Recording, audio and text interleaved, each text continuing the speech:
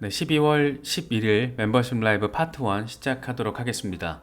지금 비트코인이 어느 정도의 저항, 조정 양상을 보이고 있는데 이번 주에는 거시경제 이벤트들 우리가 또 챙겨야 될 것들이 있습니다. 이것들로 인해서 어쩌면 의미 있는 수준의 변동성 장세가 증시와 암호화폐 시장 모두에서 벌어질 수 있기 때문에 좀 예의주시해서 이번 한 주를 좀 바라보면서 이런 상황에서는 조금 보수적으로 대응을 하는 것도 하나의 조금 안정적인 투자 스탠스를 견지할 수 있는 하나의 방법이 될 수 있지 않을까 뭐 그런 생각이 들기도 해요.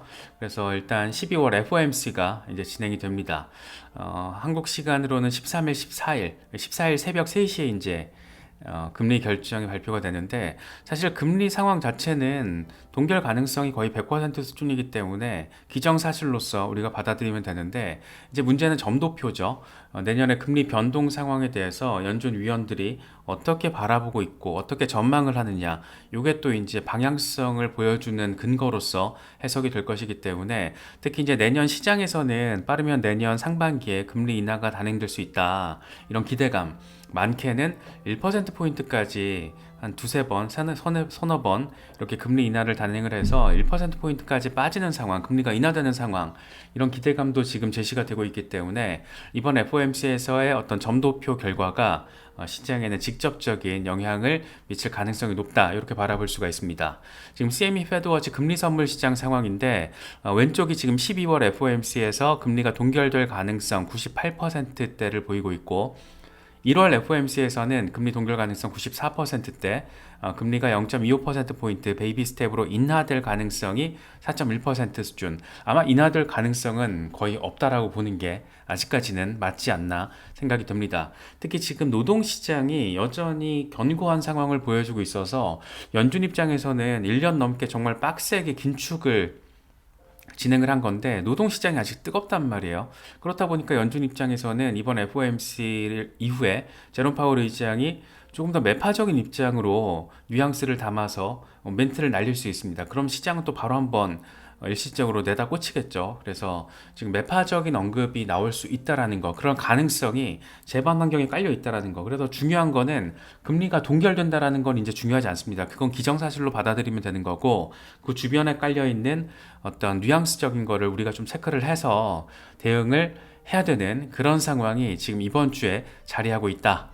그래서 특히나 이제 점도표를 통해서 내년 목표 금리가 뭐 5%대, 5% 초반 수준으로 나와주면 이거는 사실 지금 기준금리 상단이 5.5%지만은 5% 이상으로 내년 금리 목표가 제시가 된다라는 게 확인이 되면 이건 매파적으로 보는 게 맞아요. 그래서 거기다가 이제 제롬 파월 의장이 탄탄한 노동시장을 근거로 추가적인 긴축 가능성에 대한 뉘앙스를 제시한다라면 이제 그때는 살짝 또 변동성이 생기겠죠.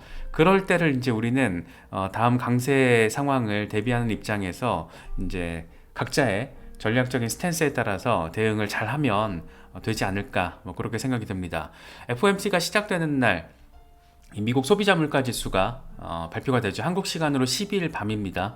그래서 전년 대비로는 지금 3.1%, 10월에 3.2%였거든요. 그래서 0.1%포인트 빠진 걸로 지금 인플레이션이 아주 약간이지만 둔화되는 걸로 지금 예측이 되고 있고 전월 대비로 봤을 때는 0%, 전달과 이제 똑같죠. 그래서 어떤 둔화세가 이렇게 확인이 된 경우에는 금리 인하 기대감을 강화시킬 수 있는 그런 재료로서 역할을 해줄 수도 있습니다. 물론 지금 FOMC와 맞물려서 발표가 되는 거기 때문에 이 자체가 FOMC 회의 결과에 직접적으로 강력하게 영향을 미치는 한 방이 되진 않을 수 있겠지만 그럼에도 불구하고 시장이 가질 수 있는 금리 인하에 대한 기대감 그 정서는 더 강화시킬 수 있다. 뭐 이렇게 조금 바라보는 게 적절하지 않나 싶기도 해요. 비트코인 같은 경우에는 44,000달러 저항이 참 견고하다 이런 걸 지금 한 주 정도 계속 지속적으로 확인을 해줬었는데 결국에는 한 방 때려 맞았습니다. 그래서 42,000달러까지 일시적으로 깨지는 모습까지 보여줬었는데 그만큼 저항이 강력했고 그만큼 급등을 했기 때문에 사실은 이 정도 저항은 사실 그냥 조금 가벼운 저항이다.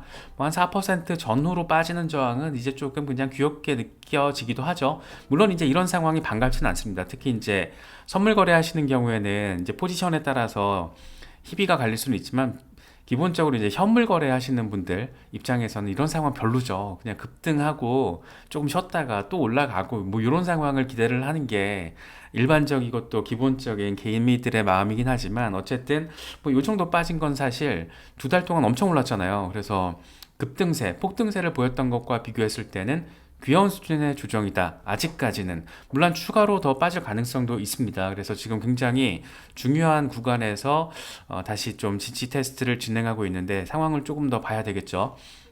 44,700달러를 돌파할 경우에는 이제 상승 신호가 재개된다라는 걸로 해석을 할 수 있고 이후에는 48,000달러까지 가능성이 있다. 하지만 42,800달러 밑으로 빠질 경우에는 지금 20일 지수 이동 평균이 46,600달러 여기도 깨지면 이제 다음으로 우리가 생각해 볼 수 있는 것은 50일 단순 이동 평균이겠죠. 이게 지금 37,000달러 부근에 자리를 하고 있습니다. 그래서 42,000달러 위에서 어쨌든 종가 마감을 지금 해줘야 되는 상황이고 그게 아닐 경우에 그게 또 며칠 이상 지속될 경우에는 추가적인 후퇴 가능성 여차하면 3만 달러 중반까지 37,000달러 전후 35,000달러에서 지금 37,000달러 얘기를 많이 하고 있는데 기술적으로는 그 정도까지 열려 있다라는 거 좀 참고하실 필요가 있을 것 같습니다. 이번에 이렇게 일시적으로 4만 달러가 깨지는 모습까지 보여주면서 청산이 엄청 많이 발생을 했죠. 지금 12시간 기준으로 제가 가지고 왔는데 3억 6천만 달러 규모가 청산이 됐고 지금 퍼런색이잖아요. 다 롱 포지션 청산된 거. 그래서 비트코인이 1억 달러가 조금 넘고 이더리움이 7,500만 달러, 뭐 대부분 지금 롱 포지션이 날아간 거 우리가 확인할 수가 있습니다. 뭐 이 정도 상황 벌어져야지 아까 우리가 확인을 했던 그 정도 수준의 급락 좀 느낄 수 있지 않나 싶어요. 캡틴 5 같은 경우에는 그럼에도 불구하고 여전히 긍정적인 전망을 견지하고 있습니다. 비트코인이 지금 이게 6시간 차트거든요. 비트코인이 10월 중순부터 여전히 상승 추세선 위에서 움직이고 있다. 그래서 아직까지 계속 황소들이 지배를 하고 있기 때문에 추세선 위에 자리를 해준다라면 별 걱정은 없다. 근데 이번에 추세선을 지금 찍은 거예요. 4만 달러 위에서는 어떻게 해서든지 자리를 잡아줘야 된다. 그래야지 상승 추세가 지속된다라는 것으로 우리가 해석을 할 수 있다. 이렇게 보시면 될 것 같아요. 이건 TA 트레이더 앨런인데 일간 차트에서 지금 페넌트 패턴이 만들어지고 있다는 거죠. 그래서 지금 여기서 살짝 빠지긴 했는데 다시 돌파 지지라인 받아주고 완성이 잘 되면은 52,000달러까지 다음 타깃으로 나아갈 수 있다. 비슷한 얘기를 크립토 타이탄도 얘기를 하고 있습니다. 그래서 지금 42,000달러에서 44,000달러 박스권 횡보가 이어지고 있는데 모멘텀은 상승세를 보인다. 그래서 강세 페넌트 패턴이 형성 중이고 이게 잘 완성될 경우에는 51,000달러까지 가능하다. 지금 문제는 42,000달러 밑으로 일시적으로 깨진 상황이기 때문에 이게 지금 현재 상황이 박스권의 저점이고 여기서 이제 44,000달러 구간의 이 박스권 횡보가 당분간 이어지는 상황이 될지 아니면은 42,000달러 밑으로 빠져서 다시 4만 달러 밑에까지 35,000달러 부근까지도 후퇴하게 될지 이게 지금 판단하기가 애매한 시점, 이 박스권 저점에 간신히 회복해 있기 때문이에요. 그래서 하루 정도 지나고 나면 우리가 방향성을 지금보다는 조금 더 명확하게 판단을 할 수 있지 않을까 생각이 되기도 합니다. 맥스 같은 경우에는 지금 비트코인이 8주 연속 주간 종가 플러스로 마감을 했고 이제 비트코인 반감기가 130일 정도 남았다. 지금 채널 안에서 이때 반감기 때마다 고점을 잘 찍었다라는 거죠. 그래서 요번에도 해빙을 지나고 나서 2025년에 새로운 고점이 만들어질 것으로 역사가 반복된다라면 이 전제가 깔려 있는 거죠. 그렇다면 20만 달러 이상까지 나아갈 수 있다. 이건 지금까지 채널상 흐름상 우리가 확인할 수 있는 거야. 이런 얘기를 하고 있어요. 그래서 반감기라는 굉장히 큰 이슈가 내년 4월로 지금 예고가 되어 있기 때문에 이런 부분들은 지금 시장을 뒷받침하고 있는 비트코인 현물 ETF 이슈와 맞물려서 상당히 큰 재료로서 역할을 해주고 있다. 뭐 이렇게 바라볼 수 있을 것 같습니다. 닥터 프라핏 같은 경우에도 두 가지 상황을 제시했어요. 45,500달러를 돌파할 경우에는 47,000달러에서 48,000달러까지 나아갈 수 있고 반면 42,100달러가 깨질 경우에 그러니까 지금 상황에서 지지 확인 못하고 깨질 경우에는 35,000달러까지 급락 가능성이 있다. 이렇게 지금 얘기를 하고 있습니다. 지금 살짝 불안한 거는 요 시나리오가 펼쳐질 가능성에 대해서 반나절 이전보다 조금 더 상대적으로 현실화 가능성이 조금 더 높아진 상황인데 이걸 지금 지지를 확인해 줄지를 봐야 된다. 종가를 어떻게 형성을 할지를 좀 봐야 될 것 같습니다. 마이클 반덴포페 같은 경우에는 시장에는 조정이 늘상 있는 거고 알트코인 같은 경우에는 조금 더 그 폭이 클 수가 있다. 비트코인 모멘텀이 지금 서서히 끝을 향하고 있고 그래서 다음 분기에는 이더리움이 뒤를 이을 것이다. 이더리움이 뒤를 잇고 이더리움이 강세를 보인다라면 이건 이제 알트 시즌 도래에 대해서 뉘앙스를 깔고 이야기를 하고 있다라는 것을 느낄 수가 있죠.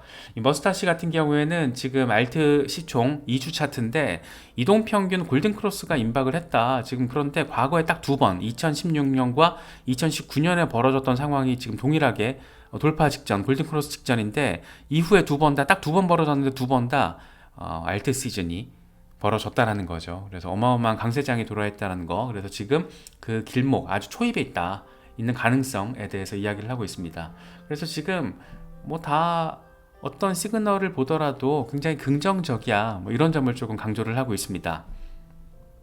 알트 대장 이더리움이 좀 잘 움직여줘야 하겠죠. 일단은 2,300달러 위에서 자리를 잡아주는 게 제일 중요하고 여기서 이제 2,500달러 그리고 나면 한 3,400달러까지도 우리가 내다볼 수 있는 그런 상황입니다. 그래서 지금 이더리움 같은 경우에도 이번에 비트코인이 살짝 빠지면서 2,400달러 일시 돌파 이후에 다시 추가적인 반등 모멘텀이 아직까지는 나오지 않고 있는데 어쨌든 2,400달러를 일시적으로나마 돌파를 해준 게 지금 1년 7개월 만에 처음이기 때문에 이더리움이 어떤 단단한 흐름을 얼마나 더 이번에 보여줄 수 있을지도 상당한 관심사라고 할 수 있을 것 같습니다.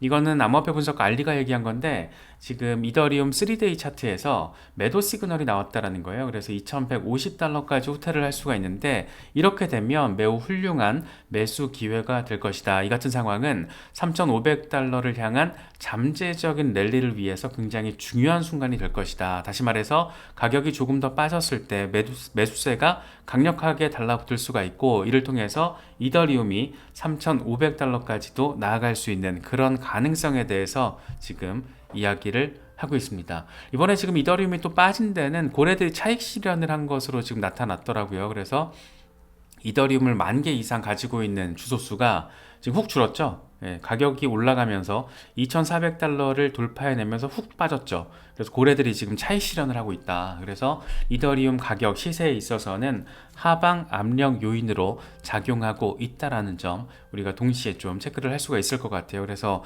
개인적으로는 일단 비트코인이 굉장히 큰 폭의 단기간에 빠르게 올라서 줬기 때문에 일단 이더리움이 시동을 건 것까지는 보여줬잖아요. 그래서 이더리움으로 온전하게 모멘텀이 자금 인플로까지 이루어져서 모멘텀이 형성이 된다라면 이더리움은 사실 움직일 때가 됐습니다. 조금 더 전폭적으로. 그래서 12월에서 1월을 거치면서 이더리움이 조금 힘을 받는 순간이 한번 오지 않을까 뭐 개인적으로는 좀 기대를 하고 있는데 어쨌든 이더리움 홀더분들 많은 분들이 또 이더리움은 기본으로 가지고 계시는 경우가 많아서 이더리움 가지고 계신 분들은 이런 전반적인 상황도 함께 체크하시면은 조금 더 도움이 될 수 있지 않을까 생각이 듭니다. 우리가 파트 2에서는 XRP에 대해서 또 여러 알트코인들에 대해서 짚어볼 건데 누가 이제 만들어서 올린 거예요. 22.54달러. 이게 언젠가 자고 일어났을 때 이 가격이 될 거야. 그러면 넌 가장 먼저 뭘 할래? 뭐 이렇게 좀 올린 게시물인데 이게 다 우리가 좀 꿈꾸는 가격인데 너무 좀 높긴 하죠. 전 개인적으로는 10달러가 제 어떤 타깃이기 때문에 1차적인 타깃이기 때문에 그 정도까지만 가면 참 좋겠다라는 생각을 가지고 있는데 파트 2에서 이어서 여러 알트코인들 조금 주목해서 바라볼 만한 종목들 함께 좀 짚어보도록 하겠습니다.